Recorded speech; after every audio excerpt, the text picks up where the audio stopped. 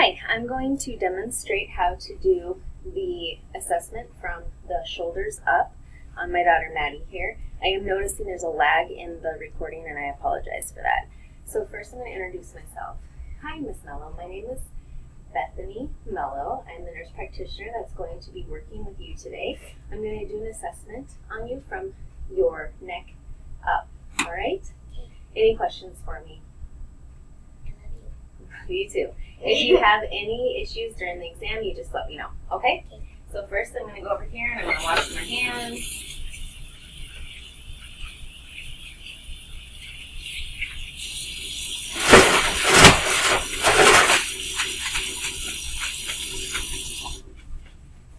Alright.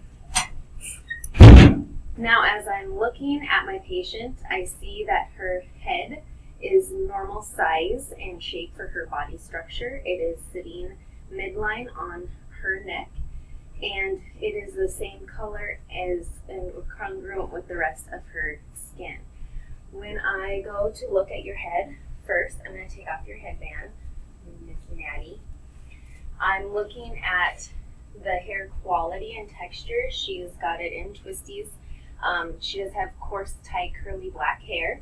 And when I look in here, you guys are going to have to divide the hair and look at the scalp. Her scalp is very easy to examine, and it is a light brown. I see no flakiness, no nits. I see no lesions.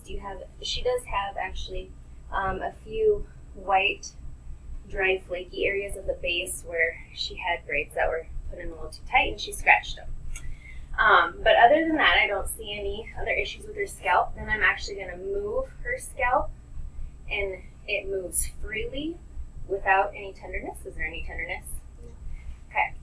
And then I look at her facial symmetry here. So I'm going to have you smile and have you puff out your cheeks. Don't let me push it in. Now let me push the air out. And when the air escapes through her lips, it escapes equally bilaterally. Scrunch your face up as tight as you can. Good. So I would say then that facial nerve cranial 7 is intact.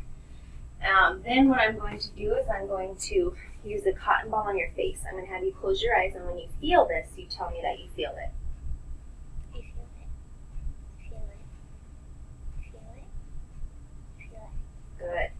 Then the other thing I'm going to do, Maddie, is I'm going to touch your face with a sharp end. It's going to feel like this, and a dull end that'll feel like that. I'm going to have you close your eyes again and just say sharp or dull, okay? Dull. Sharp. Dull. Very good. So I would say then that superficial tactile cranial nerve 5 is intact. Then I am going to just feel your head right here. I'm feeling your temporal arteries. I feel them equally bilaterally. They're not bounding. The temporal artery is mobile and kind of a rubbery feel to it. It's not overly hard or tortuous. So that's normal and intact. Next, I'm going to move on to your eyes, Maddie. And as I'm looking at your eyes, I see that your eyes are symmetrical. I see the inner canthus is in line with the upper ear bilaterally. Your eyebrows are equal and symmetrical bilaterally. And what I'm going to do is take a light. I want you to look at my nose, not at the light. I am checking for a corneal light reflex, which is equal in her eyes bilaterally. Then I'm going to shine the light tangentially and look at the anterior portion of her eye for corneal clearness. And I can see the anterior chamber of her eye. It is clear without opacities. Equally bilaterally. Then, before I put this pin light away, what I'm going to do is check your pupillary response. So ideally, I would be able to turn all the lights off, but I'm going to dim this light in the back. I'm going to have you look at my nose. And I'm going to do direct. Good. And then I'm also going to look indirectly to see if this pupil constricts and if that pupil constricts. And They do. It is a little difficult to tell on her just because her eyes are so dark. So I'm looking at her irides. They are brown, a dark brown. They're equally smooth bilaterally and equal in color bilaterally. Now, Maddie, your pupils are equal, round, reactive to light and accommodation, so Perla is intact. What I'm going to have you do now is check your extraocular movements, and I'm going to say the muscle and the cranial nerve while I do it, but only for her right eye. So what I'm going to have you do is look at my finger only, leave your head in one place, and just follow my finger with your eyes. So over here we have the inferior oblique cranial nerve 3. Then we have the medial rectus cranial nerve 3. Keep your eyes on my finger. Down here we have the superior oblique cranial nerve 4. We have superior rectus cranial nerve 3. We have lateral rectus cranial nerve 6. And we have inferior rectus cranial nerve 3. Keep following my finger. Good, convergence is intact. Next I'm going to check accommodation. So I want you to look at my finger and then look at the distant wall. Go ahead and look at the distant wall and look back at my finger. Again, difficult to tell with her dark eyes, but what you would expect to see is pupillary constriction or adjustment when she's looking close versus far away. The reason too that I want you to say the muscles and cranial nerves as you do extraocular eye movements is because you need to do that exam slowly if you're going to be checking for nystagmus or any oscillatory movements of the eye. You do it too fast, you'll miss it. All right, Maddie, I'm going to turn the light on back here. Actually, I'm going to leave this off because I want to look in your inner eye as well. Okay, now, before I do that, I'm going to have you do your vision test here. So I'm just going to have you take this with one hand and cover one eye. And then I want you to try and read this line right here, just the numbers. 4, 2, 8, 7, 3, 9. Good. And the same thing with the other eye. Cover your other eye and read this middle line here. Just say if the E is sideways, upside down, or facing right or left. Right, E, W, bottom, facing on the bottom, E. Good. Very good. So your vision is 20/20. All right. And then what I'm looking for here too, I've checked all of your vision, your pupillary responses. Now I'm going to touch your face. And I see that her orbit is intact without tenderness. Go ahead and close your eyes. Just gently palpate the globe without tenderness. When her eyes are closed, her upper lids approximate with her lower lids. Her lashes are clear, free of debris, crustiness, scaliness, or anything like that. I'm going to have you look upward. Her conjunctiva is light pink. I see no discharge or swelling. I'm going to milk your lacrimal glands to see if I can elicit any discharge. Good, no discharge elicited there. Any tenderness up here? Good. All right. So, and eyebrows are, again, also clear, free of debris. So this is going to be a really bright light in your eyes. I need you to look straight ahead for me at that back wall. I'm going to shine this light in your eyes, and I'm going to put this suction cup up against your eye to look in the back of your eye. So when you're doing this exam, you want same eye to her same eye. Put a hand on the shoulder or the forehead so you know where she is and she knows where I am. When you're doing it with the other ophthalmoscope, that's definitely important. With this one, I'm going to be placing it on her eye, and so we know where each other are at all times with the panoptic scope. So first, I'm just going to shine it, just look straight ahead, and looking, I'm going to narrow my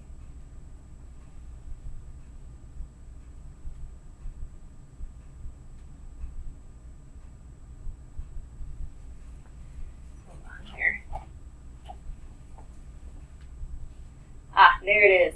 Okay, so the red reflex in darker skinned individuals is not red like it is in paler individuals like myself. Her red reflex is actually more of a yellow, orange red reflex, and that would be a normal finding. So finding the red reflex in this one as well. Perfect, which is a yellow reflex for Maddie. Okay, Maddie, I'm going to have you look at that far wall again. And I'm going to put this actually on your eye. Have your eye open nice and wide. Is it a little uncomfortable? Is that it?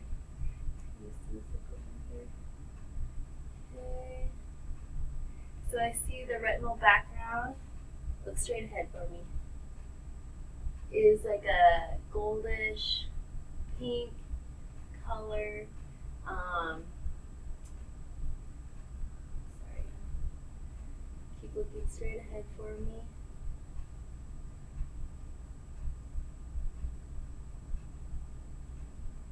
Adjust that light and adjust here. The veins are smaller and brighter red than the arteries are smaller and a brighter red than the veins. And there are less arteries than there are veins. Okay. Same thing here. Oh, and I did not visualize the optic disc. Look straight ahead for me. Okay, same here. Retinal background is a creamy, pinkish orange color. The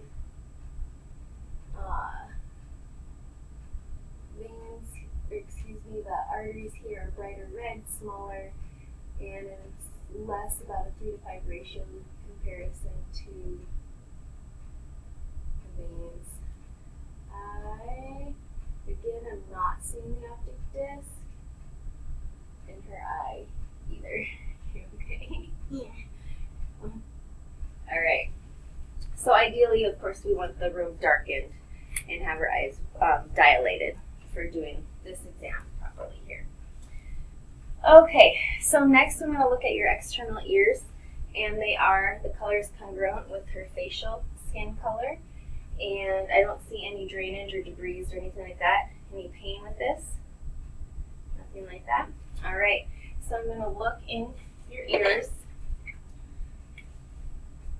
with this otoscope here. On this side, I'm going to look at her ear in this direction here and pull back and up on her ear. So I place the tip in and then I look and I see the external canal is clear of cerumen. Her tympanic membrane is pearly gray with cone of light intact at 7 o'clock, and her bony landmarks are prominent and noticeable. Looking on this side, again, I'm going to secure a hand to the face so that if she moves, go ahead and move around. I'm moving with her, okay? So, but on this side, I'm doing it this way. Pulling up and back on her ear, placing the tip in, then going in further. Looking, the external canal is clear of debris and cerumen, some fine hairs noted. Her tympanic membrane is pearly gray with cone of light intact at 5 o'clock, and bony landmarks are noted as well. So then what I'm going to do, since I have this tip on already, is I'm going to move to looking at her nasal mucosa. So I see the external skin color of her nose is congruent with the rest of her face.